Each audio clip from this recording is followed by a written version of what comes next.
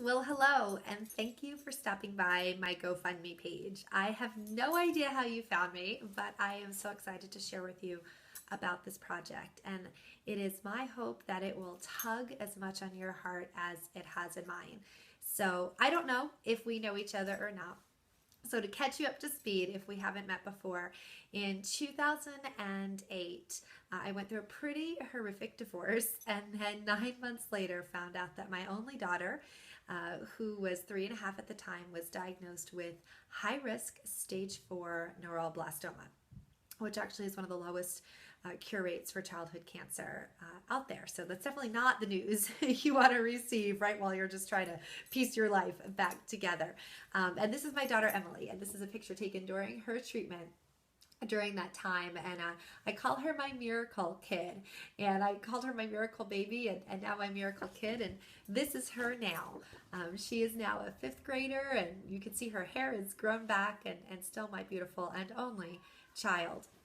Well, we had an interesting journey during cancer, and I'm not quite sure why I chose to to face her cancer probably a little bit differently than most people do. Maybe it's just my personality. Maybe it's just kind of what I do. I don't know. And I guess at the time, when you do something that is so natural to you, you don't realize that it's not what everybody does. But I chose to make cancer as much fun as possible. And if you know me, you kind of followed that journey at that time. We had a Facebook group and we shared what we were doing. And if you've never met me before, we really had fun with cancer. We did parties, we did themes, we did lots of crazy stuff. This was her bone marrow transplant. We did a fairy tale party. You can't tell in the back of her picture. She had a little tiger tail. And it started with really her 50-day party when we were there 50 days straight in the hospital, and we went and got party decorations and decorated her office, her hospital room, and handed out party favors. And then we had a tumor stomping party, and everything was a party with a theme.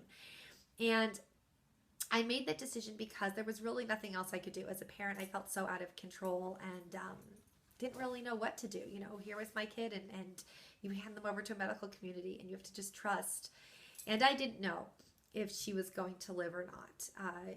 She had a very low survival rate, but I did choose that if I was only going to have a few weeks or a few months left with my daughter, that I was going to make sure those memories were as beautiful and as sweet and as joyful as they could be. And we really just created so many ways to make this medical experience fun for her. Well, fast forward, during that time, I had many people say to me, you need to share what you're doing. You need to share these tools, these ideas with other parents who don't know how to do this. And, my background is in theater, so maybe that's why I, kind of came natural to me. One of my first jobs was touring for a children's theater company. Maybe that's why it was natural. I don't know. But I do remember the hospital at one point asked me to, speak with some of their interns. And then another time the chaplain brought in, or she brought in her interns, and then they had me talk to some residents. And I thought, why does everybody want to know what we do? Isn't this what everybody does? Well, I have come to find out it is not what everybody does. And at the prompting of a lot of people, over the course of a couple years, I began to document what we did. And what I created is this. And it is a book all about how we used fun to fight cancer. And I don't think that my having fun is what cured my daughter, for sure. I believe that was a miracle of God, but it certainly made the process and the journey a lot sweeter. And what I realize now is, having a child who's now in the survivors clinic, that when you talk to her about what she remembers the fun. She remembers the parties. I remember in first grade, she had to miss school for a couple of days, and we told her teacher she was going to be at the hospital for lots of follow-up testing. And when she went back to school and the kids said to her, "Where have you been?" She said, "I was with my mom at a party."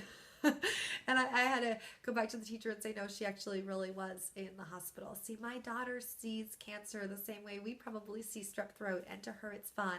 And I feel so humbled and privileged that I've had an opportunity to create this book with it to hopefully be a tool and a resource to other parents, and to give people hope. And I share our funnies, I share our sadness, I share our journey along the way. So whether you're a cancer parent and we share that bond, or whether, you've got a medically ill child and you have to go to the hospital a lot and doctors a lot, or maybe you just have kids and they have to go for their annual visits or to get a flu test or a strep test. There's tips and ideas that you can use. Or maybe you don't have kids, but you just want to share in our journey and to be reminded of the sweetness of life and that what gratefulness will create in your life. The people who followed our journey, I was so touched when they would share how inspired they were by our story.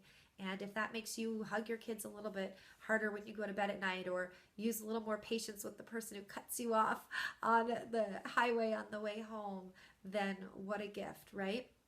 And so why am I creating this GoFundMe page? Well, I've spoken with a number of different people, different writers, authors, publishers. I've been gathering research for over a year. I've got a couple publishers that are excited about publishing this book, and I have a small press printing company that is aligned with kind of the vision for what we want for the product, but it's going to take quite a bit of money. And as a single parent, this is above and beyond the regular funds that I just need to support my daughter. And so the project for getting it edited and actually published and ready for distribution is about $10,000.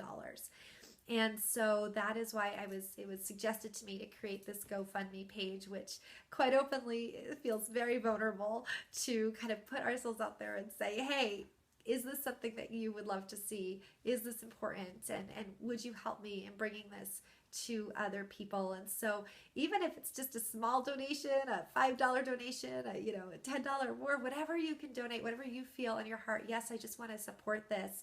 It really is the number of people saying this is important. And let me share with you why.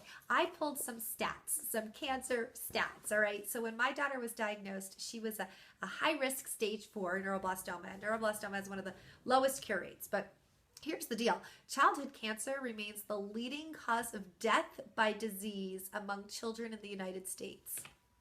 And this is what was crazy. It's responsible for more deaths than all other diseases combined.